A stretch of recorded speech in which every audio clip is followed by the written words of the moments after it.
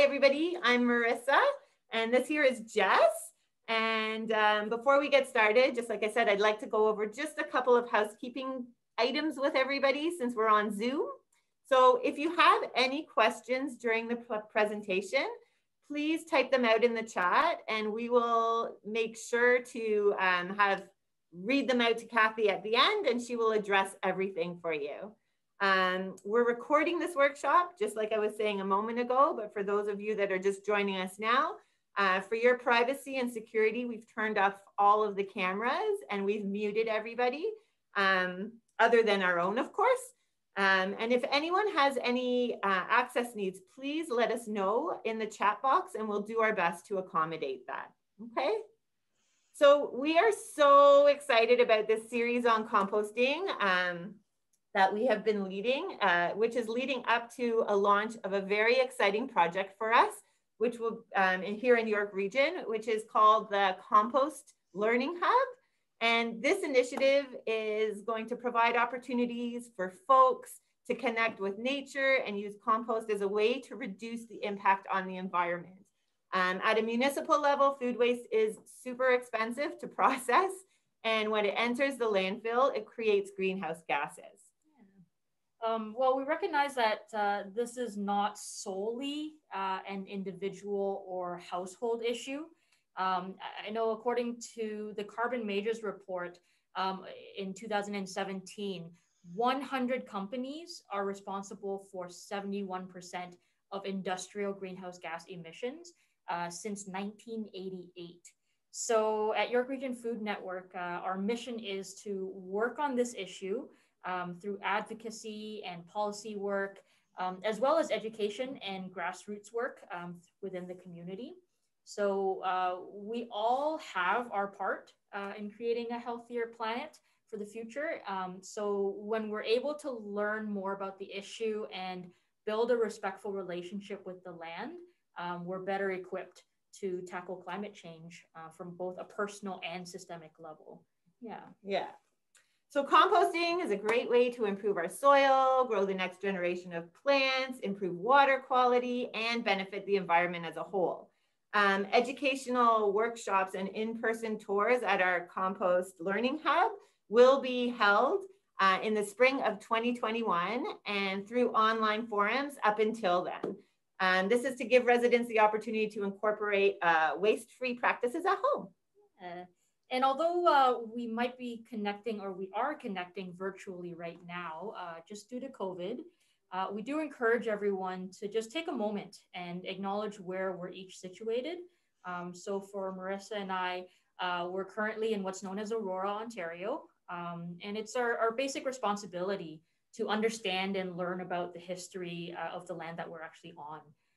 So currently we live and work on the traditional territories of the Wendat, the Haudenosaunee and Anishinaabe people.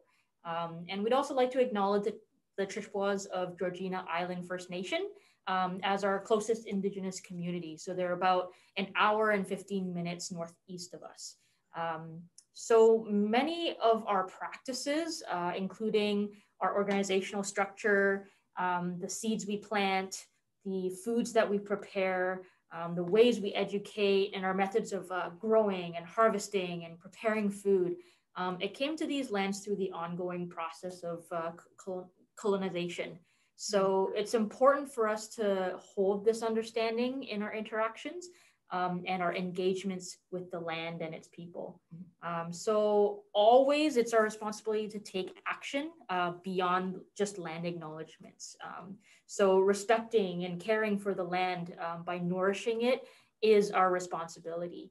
So as we get into the content of this workshop, let's just continually investigate and bring that to the forefront, these understandings. Amazing. So without any further ado, let me introduce you to our amazing presenter today. This is Cathy Nesbitt. Cathy is a worm advocate and the founder of Cathy's Crawly Composters, which was established in 2002, specializing in vermicomposting. Laughter Wellness is now her latest offering. Cathy is a certified laughter yoga teacher.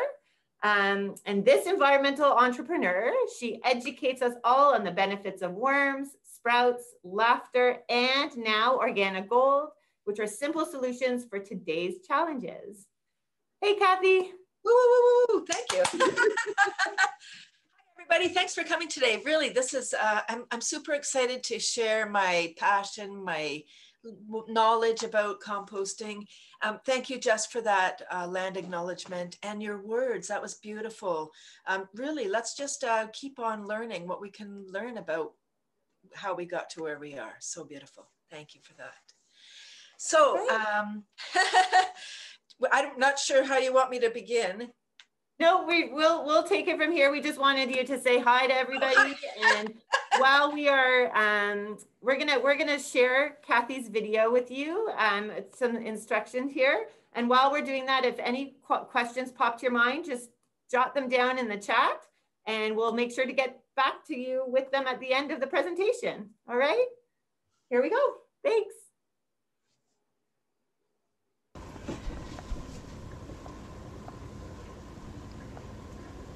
Hello, here we are in the Zoom room. This is the workshop portion, the hands-on portion in the Zoom room. I'm Cathy Nesbit, here with my little friend Casey. Casey is a red wiggler worm. So I wanted to, while Casey is in my lap, I wanted to talk a little bit about worm biology. So worms are hermaphrodites, meaning male and female. Huh, that's pretty cool already. Worms have 5 hearts each. 800 to 1,000 worms, red wiggler worms, in a pound. 5 hearts each. That's 4,000 to 5,000 hearts in a pound of worms. It's a lot of love and a great thing to bring into your house. All that love. Okay. If you've seen a worm and it has this swollen band on it, that means it's an adult worm. It's fully mature. So all of the organs are, so this piece is always closest to the head. And if you see a worm that has this, you know which end is the head and which end is the other end. Both ends kind of look the same, especially on my little puppet. So this is the critical piece of the worm, the head part. So 1 mouth, 1 head, and 5 hearts. All of their hearts are between the head and the swollen band, everything here. So sometimes people ask me, if I cut a worm in half, do I have 2 worms? Yeah, you do. Do you have 2 live worms? That's a good question. So if you cut a worm in half, by accident, of course, while you're digging in the soil, and you cut a worm in half, because if you have good and healthy soil, there's going to be lots of worms in there. So if you dig, cut a worm in half, the bottom half will keep on squirming around because there's nerve endings through the whole body. It's like it's alive. There's nerve endings through the whole body. So the bottom piece will keep moving, but without a mouth or hearts or any organs, it can't continue to live. So it will eventually stop wiggling and become part of the soil. The second half, depending how close it's cut to the critical piece, may regenerate. If you've seen worms and they have those beautiful lines on them, they're called annelids. It just means segmented creature.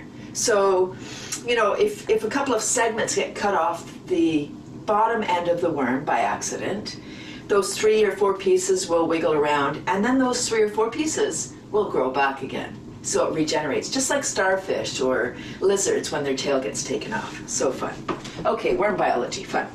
So there are thousands of types of worms, only 4 that are optimum for worm composting. Red wigglers, European nightcrawlers, African nightcrawlers, and perionyx that have been identified. There's probably more. We're looking for surface-dwelling worms. So vermicomposting is done inside. Any container will do. It's creating the right environment. So I've got this lovely container with my company name on it, not available anymore, out of production. So you could get like an old recycling bin or a Rubbermaid, any kind of container. The worms require a carbon-nitrogen mix, just like outdoor composting. So the carbon that we use is shredded paper. Could be leaves, straw, cardboard, drink trays from the coffee shop, egg cartons, the cardboard ones, paper towels, paper towels and paper towel roll, the little cousin, the toilet paper roll. All of those can be used. You just want to cut them up. I wanted to give you a little trick for shredding your paper. My paper was put through a paper shredder. If you have one of those, that's a beautiful way. If you do not have a paper shredder, no problemo, no energy required. So paper grows on trees, yes? Well, not with the ink and the story, but okay. So what you do is you rip with the grain. This is the star. If I try to rip the star this way, oh, look it doesn't rip very nice. If I turn it sideways, look what happens when I, oh, look at beautiful strips. This is a wonderful activity for the kids. Oh, it's so fun. You can make a music orchestra, a paper orchestra. But, okay, so you shred up your paper, add that in. Okay, so whatever you're using for your carbon source, you want to shred it up or cut it up or somehow make the pieces smaller, because the worms don't have teeth. The smaller the pieces, the faster it breaks down, the more the worms can eat. The next ingredient is soil. Now, the red wigglers are not soil dwellers, they're soil makers. But they do need the critters that are in the soil, some of the bugs. So this is just 1 liter of just regular garden soil.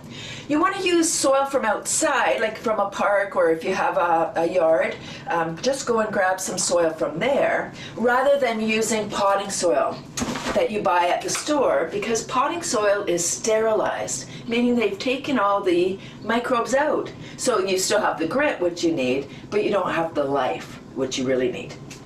They're the teeth for the soil. So the next ingredient, so you've got your paper, you've got your soil. Your next ingredient is some eggshells. You want to crush them up. I've got about 6 eggshells here. You just crush them up.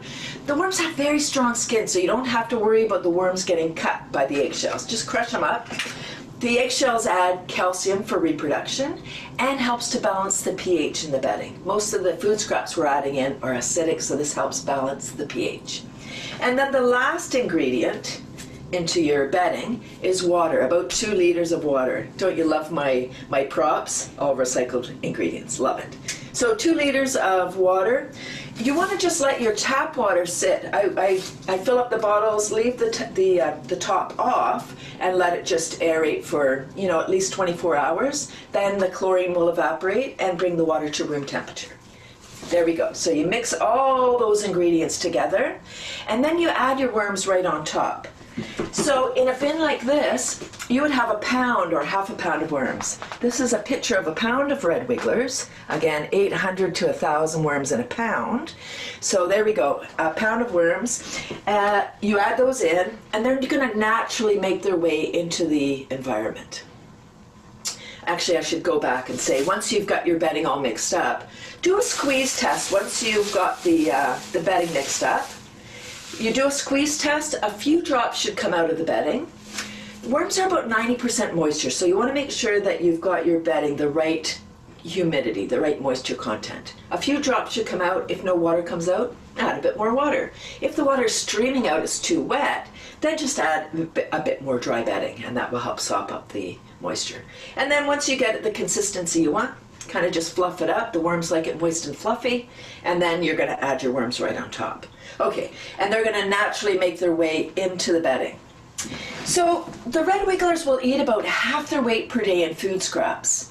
The kind of food you're adding into your worm bin, you can add all your apples, pears, potatoes, carrots, all of your fruit, all of your veg can go into your worm bin. Here's a list of things you can put in. All your fruit and veg, coffee, tea, pasta rice, beans, greens, plant clipping cereal. It's really endless what can go in. Super fun. The worms are so adaptable. What stays out? I'll tell you what stays out. It's a much shorter list. No meat, no dairy, no sauce, and no kind of oily material. Worms breathe through their skin, so if you put like grease in your worm bin, then that could clog the pores and the worms won't be able to breathe, so nobody wants that. The worms don't have teeth, so the more you chop up your scraps, the faster it breaks down, the more the worms can eat, and the system just goes faster. I do suggest adding your food scraps into a container and letting them start to decompose first. This container is actually made in Ontario. It's called the Sure Close. Look at this. The lid stays open for easy filling. I don't know if you can see the holes in the top. The holes allow the material to be aerobic, meaning with oxygen. So the holes are very small, so fruit flies can't get in if they're in your house. And there we go. I'm just going to pull this bag of food out because I put it in there. There we go. Just so that I can show you what kind of food you can put in. So these need to be chopped, but there's some yummy, delicious brown, mushy bananas on the bottom. Then we got some celery, some cucumber, a couple of apple cores. And so all of this material would be chopped up.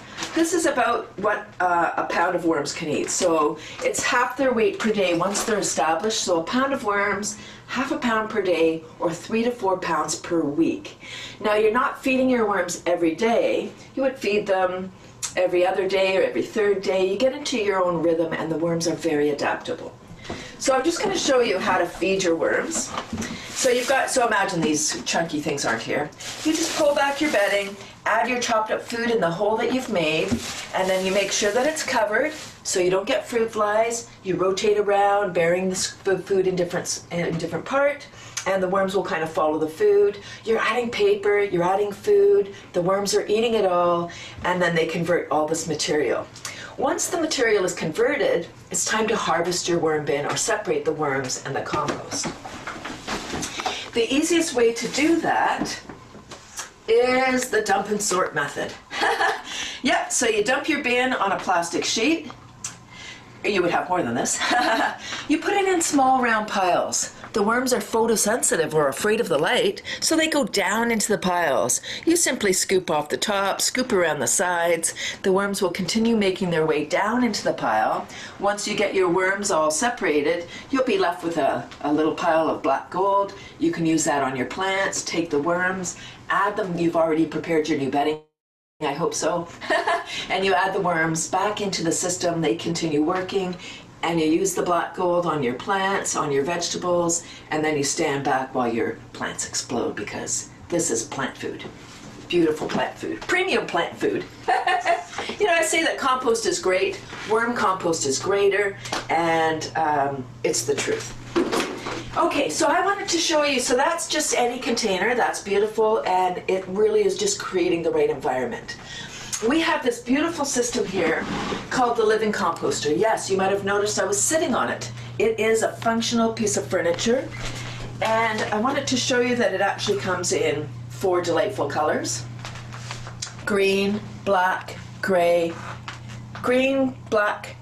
and plum. So beautiful. This system's made in Ontario, so it's supporting local manufacture. We need that, we love that, and it's a functional piece of furniture designed for anybody, but specifically for people that are in small spaces, condos, classrooms, corporations. Get yours today. So how does this work? Let me just move this out of the way.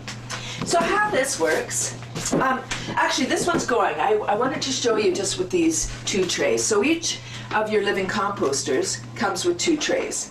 And so there's holes on the bottom. This one's used, so you can see. Holes in the bottom, holes in the top. Whoops. So that makes it easy for the worms to migrate up. So here we go. I'm just going to put that good there. So this one is set up. It would be the same bedding ingredients as your basic container. So you would have your paper or cardboard, leaves, straw, whatever you're using for your bedding, a little bit of soil, eggshells, water. You mix it up exactly the same. So I've covered the bottom. You just do this on your first tray. You cover the bottom with just a couple of sheets of paper, just so everything doesn't fall through in your initial setup. Again, add your worms on here. When you're feeding, you add your scraps in, cover it up, rotate around. The worms will eat it all. Once your tray fills up, then you take your empty tray, set up your new bedding, and you place it on top. Because of the holes, the bedding will be touching the holes on the bottom, so the worms can easily migrate up through the holes, and then they're in the top tray. Then you're only feeding in the top tray. The worms in the bottom, some will go up to the top, new adventure, some will stay, they'll finish what's there, and then they reduce the volume. And then it's about 1.5 to 2 months for each tray. So you put, so 1.5 to 2 months, you add your next tray, start feeding here, then you've got 2 active trays. Then it's about another maybe month and a half to 2 months by the time the worms will leave the bottom. Then you'll be left with a tray of black gold. I'll show you in a sec. A tray of black gold that you can take that out and use that on your plants. So beautiful. So it's like you're just making your own fertilizer. Okay. So I wanted to show you my system. This is actually my active going, working worm composter. Come close, come and see. So you take the lid off, look at this. It might look like a little bit of a jungle in here. So you can see some recognizable bits. There's some tea bags. So what you do with tea bags, you just poke a hole and the worms will go in. Most tea bags are made from synthetic fibers, so the worms will eat the tea, but then you're left with the tea bag. You can see some other, paper and bits. I'm gonna pull this back so you can see the worms are here. Here we go. Oh my gosh, look at how beautiful they are. They're just working away. And you can't smell, but if you were here with me, you would go, wow, it looks like it should smell because you can see rotting food, but it does not smell. The odor that you have maybe is like the forest floor after a rain. It's a beautiful, natural odor. So look at this, so beautiful. So this is the top tray. It's full. It's ready actually to have another tray put on. I'm going to show you the bottom tray. Wow, look at this. Oh my gosh, this is super rich. Oh, there's still a little worm there. So this is super rich. This is ready to go in the garden. So you can see that the worms have reduced the volume. This was full when I added the tray on, but they've reduced the volume a little bit. And now any worms that are here because the holes are not touching they're no longer touching, so the worms can no longer migrate upstairs. So they'll just finish what's here. So then we can take this out and use this on our plants. And I just wanted to show you the bottom of this system. So this is just a basin to collect your liquid. So you can see there's a little thing here to capture the liquid. And then right in the bottom, there is a tap. So you can switch that tap so you can easily empty the liquid. The liquid that comes out of the bottom, sometimes people say, yay, compost tea. Not for drinking, for putting on your plants, when they see the tap. So I say kind of with caution, like the Living Composter or the Tower Composters, with the tap at the bottom, offer a wonderful opportunity to collect the liquid. So you can manage your moisture in your bin easily. If the liquid that comes out of the bottom, if it smells bad, then it's anaerobic. I think we spoke at the beginning about aerobic and anaerobic. If it smells bad, it's anaerobic. Plants always require aerobic bacteria to grow, so you wouldn't use that on your plants, you would just discard it, but a great way to manage your moisture. If it doesn't smell bad, you can dilute it and water your plants and have liquid fertilizer, so it's usable in that sense. If you wanted to make some compost tea, you could just take some of the castings, fancy word for worm poo, add that into your watering jug. It's water soluble, meaning that it will dissolve into the water, and you just stir it up. It will dissolve. It kind of look like tea color, but don't drink it. And then you just water your plants. So you can easily make some of your own. Please note that you cannot store the compost tea in a sealed container, because what will happen? The bacteria will eat the oxygen and you'll create anaerobic liquid, which will then be bad for your plants. So if you're gonna make compost tea, brew it up and then use it on your plants, or at least store it in an open container. It's more viable the sooner you use it. All right, so there we go. I think we're gonna go back to live streaming, and if you have any questions, put them in the chat box, and I'm happy to answer any of your questions that you have. Thank you for coming today. Thank you to York Region Food Network, and let the games begin.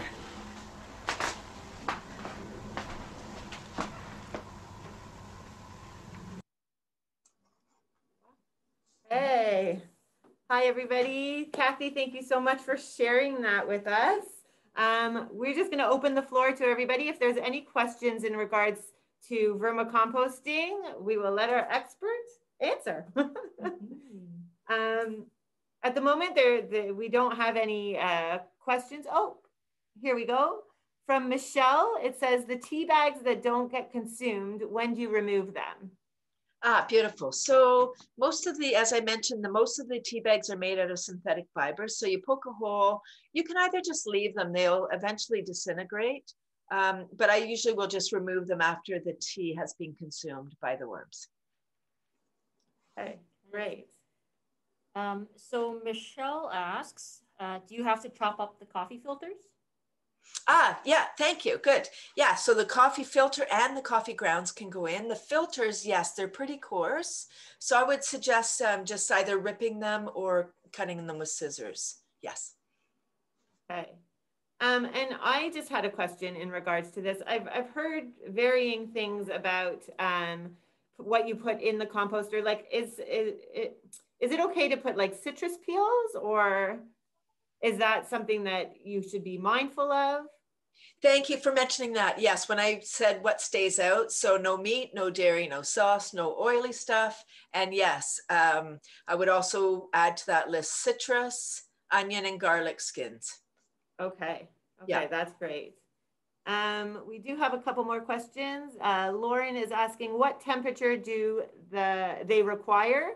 It is a covered porch, sunroom, possible for part of the year. Okay, beautiful. Thank you. So there's 3 key elements to successful vermicomposting: temperature, moisture, airflow. So temperature is 16 to 28, room temperature really. Better too warm than too cool. 25 is optimum, although I know nobody keeps their house at 25. I hope not. So your sunroom sounds fine for most of the year. And what did I say? Moisture. So about 75% humidity in your bedding. And then airflow. You need to have holes drilled. If you're making your own container, you need to have holes drilled. If you're going to put your worm bin outside at all, I would suggest putting the holes in the side rather than in the lid. So then when you put it outside, if it rains, your whole system doesn't get too wet. And holes in the bottom or not. So worm people are divided about 50-50. Okay. Holes in the bottom or not. So I'm from at least one hole in the bottom. I'm from the camp of holes in the bottom. Just because if you have, say, a Rubbermaid and it does get too wet, it's kind of too juicy. It's a little bit challenging to kind of pour the water out or get the water. If you have one hole, you can even have it taped or plugged. And then if it gets too wet, what you would do is just elevate one end, say put a brick under one end. So gravity will bring the excess moisture down to the end. And then you can siphon off the excess moisture either with a turkey baster, but just keep that one dedicated for your worm bin. Or don't tell mom. Or you can use, get a pantyhose or a knee-high, something like that material, something that's absorbable. Fill it with coconut core or even shredded paper, and then kind of stuff it down the side. That will absorb the extra moisture, and then you can take that out, and that will help. But if you have a hole in the bottom, you can just drain it off, right? Much easier. Amazing. Neat. So the next question is, where can we purchase the composter and the worms? Oh, that's a good question. Thank you for that one. I'll take that one. So we're actually the Canadian distributor for the Living Composter, so you can get them from me. We have all colors available, and same with worms. And we're located in Bradford, so if anyone's local, you're welcome to pick them up, or we ship across Canada. And we've added your website link there for anybody who wants to look into that a little bit more. Okay, it's just in the chat. Yeah. So let's see. So Michelle writes, I add about 3 to 4 coffee filters with the coffee every week. This makes it difficult to assess how quickly the worms are consuming the food. Yeah, I don't know if that was just a comment, but Michelle, if you have a question regarding that, feel free to. Michelle, are you are you emptying the coffee grounds out of the coffee filter, which I would suggest, and just kind of sprinkling them in? And then just cutting up your filters, that's fine. If you're adding a lot of coffee grounds, you need to make sure that you're adding eggshells so that you're balancing the acidity. Okay, is that good, Michelle? We're no, she still has something to say. It's because the coffee grounds are brown and they're the same color as so I can't tell if they're being consumed because it's all brown. So I'm just concerned that they won't be able to take, because we have coffee every day. I feed every Saturday and Wednesday. So they're getting at least 3 to 4 coffee filters worth of used grounds twice a week. So that may be, yeah, that may be more nitrogen that you want to add, because that's also a food source. So that's considered in the weight, right? So if you're adding coffee grounds, you need to consider that as part of the weight that the worms, that's actually a food source. So if you have enough other stuff, you can, you know, the coffee grounds are a beautiful thing, even just to add out right into the garden direct for acid loving plants, roses, blueberries, if you happen to have those. I wish I had some. Roses, azaleas, blueberries, you know, the acidic loving plants. Michelle, are you also adding other things, or is it just the coffee grounds? No, I add my food twice a week, and I make sure to add eggshells at the same time twice a week. It's okay. Just, I'm brand new to it. I picked up my composter from Cathy in October. And I'm just having a difficult time figuring out if I'm adding too much food. I don't know how to assess it. I don't have any smell. Everything works fine, but I don't have any experience. So when I add the coffee grounds, you don't know it's not earth because it's all the same color. So it's, you know, and my concern is that if I chop the food up, I also can't see how quickly they're consuming it. So I was running it through a food processor first, which I know makes it be eaten more easily, but now I can't tell how quickly they're eating it. I love that. That's beautiful. Yes. Pre-processed food. Perfect. So, are the worms trying to escape at all, or like do the worms seem happy? Like you said, no odor. They're not trying to escape, or yeah. They only try to escape like the first week, and then since then they don't try to escape anymore. That was really unsettling. Yeah, so I would say if everything's, I mean, and this isn't really going to be a scientific answer, but if everything seems okay, there's no odor, they're not trying to escape, I would say you're doing a great job. So how can you tell when it's time to switch them over, like to switch up to the next bin? How do I assess that? What do I use to assess it? So when your bottom tray fills, or when the one that you're feeding fills up, that's when you add the next one. You don't wait for it to all be consumed. So then you'll have 2 operating trays at one time, but you're no longer adding food to the bottom, but you're adding shredded paper so it still is touching. That's very helpful. That makes a lot of sense. Good. Yippee! Thank you, Michelle. All right. Gabe is saying that he tried vermicomposting a little while back and tiny white mites took over his bin. Is there anything that was done wrong? And is there anything to prevent this to get rid of them? Okay, no, nothing wrong, Gabe. A worm bin and composting in general, healthy soil is complete with a whole host of microbes. Yeah, so their population increases and decreases like in an instant. Change that by a degree or change the pH and you get different critters. If it's too wet or too dry, different organisms arrive. So depending what kind you have, and I wouldn't be able to assess just from that, even seeing them is difficult. You know, there's 20,000 different types of mites. There's that many types of springtails. So there really are a lot of different organisms and they're required. The worms can't live on their own, like we can't either.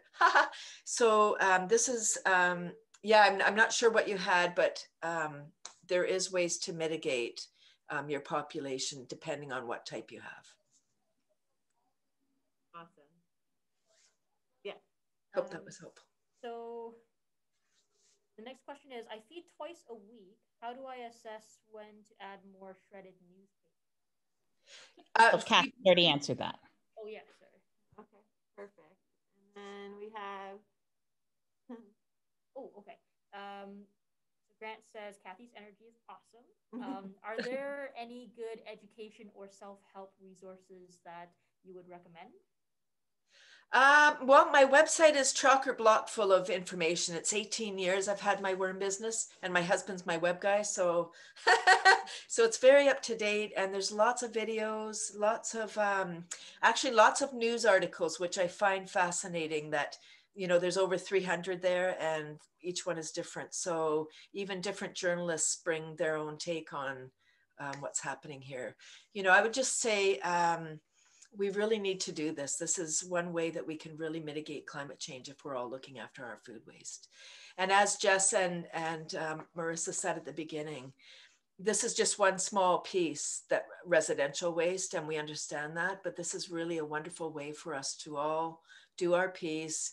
And if you're growing any food at all, this is wonderful to make some amendments so we're adding the nutrients back into the soil. Little sidebar. on Cathy's website, there is ample resources. There are loads of videos and things that you can also check in with. Definitely. One more question that we have at the end here is, since I'm a chef and I generate a lot of vegetable scrap waste, is it possible that I will need a third tray? Yes, thank you. Yeah, that's beautiful. So the amount of worms that you have will determine how much food you can process. I'm not sure how that came across in the video, but so if you have a pound of worms, you're looking at 3 to 4 pounds of food waste per week once the worms are established. You may need a third bin. There is an expansion pack that comes with the Living Composter. You can have up to 4 trays on. You can also get a second unit. Collect all 4. It comes in 4 colors. Or you just might need a bigger system. If you're a chef, thank you for creating yummy food. Yeah, so you might need to have another system, or even have a combination of composting and worm composting if you have space outside. I have bears. Okay, yeah, no. Yeah. That wouldn't work so well. Okay, so that looks like, more castings and house plans to house them. Ideas? Oh, yes. Oh, definitely ideas. Absolutely. So lots of ideas for your excess castings, right? It's not waste. So you can, if you have any gardening friends, package it up in a nice package and then give that to your gardening friends. They know the value of the worm poo, the castings. If you live in a condo or whatever, maybe you could give it to the property management and they can put it on the planters for the building. Other people in the building, I mean, you can offer it for free. You could sell it on Kijiji. Are you going to be my competition? Maybe. Right? Really, there's all kinds of options. There's really lots of options. What about that compost tea that you were talking about earlier? Compost tea, yes. So compost tea, yeah, you could use some of your castings to brew up some compost tea and then water your plants. Although this is super rich stuff that the worms create, so you don't want to over fertilize your plants because then you're going to get lazy plants. Any other questions that you have for Cathy?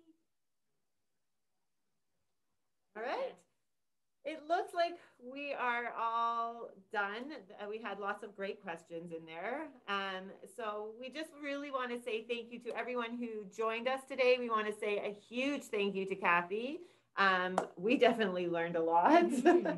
And we will, so her website, or Cathy's website, is in the chat if you want to check that out. You can also check out the Compost Learning Hub through yrfn.ca. I did put the link up at the top of the chat, but our website is yrfn.ca, which Jess is going to put in the chat, that you can always check out all that we're doing. in regards to composting. And if you have any further questions or need any troubleshooting, you can shoot us an email or shoot Cathy an email, and we'll all be happy to help wherever we can. Cathy, we'll let you say farewell. Yeah, thank you. Thank you so much for coming, everybody. I think this is really something important. It's fun. It's a great activity for kids if you have your kids at home.